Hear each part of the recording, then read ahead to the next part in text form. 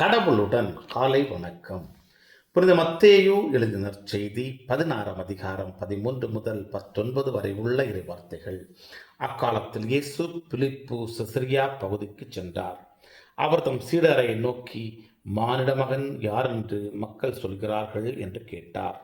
அதற்கு அவர்கள், சிலர் திருமுழுக்கு யோவான் எனவும், வேறு சிலர் எலியா எனவும், மற்றும் சிலர் எரேமியா அல்லது பிற இறை வாக்கினருள் ஒருவர் என்றும் சொல்கின்றனர் என்றார்கள்.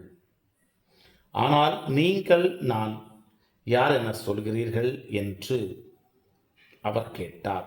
சீமோன் பேதுரு மறுமொழியாக, நீர் மெசியா, வாழும் கடவுளின் மகன் என்று உரைத்தார்.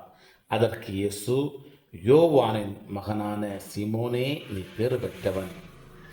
ஏனெனில் எந்த மனிதரும் இதை உனக்கு வெளிப்படுத்தவில்லை, மாறாக விண்ணகத்தில் உள்ள என் தந்தையை வெளிப்படுத்தியுள்ளார். எனவே நான் உனக்கு கூறுகிறேன், உன் பெயர் பேதுரு. இந்த பாறையின் மேல் என் திருச்சபையை கட்டுவேன். பாதாளத்தின் வாயில்கள் அதன் மேல் வெற்றி கொள்ளா. விண்ணரசின் திறவுகோல்களை நான் உன்னிடம் தருவேன். மண்ணுலகில் நீ தடை செய்வது விண்ணுலகிலும் தடை செய்யப்படும். மண்ணுலகில் நீ அனுமதிப்பது விண்ணுலகிலும் அனுமதிக்கப்படும் என்றார். கிறிஸ்துவின் நற்செய்தி. இந்த நாள் இனிய நாளாக அமைய வாழ்த்துக்கள்.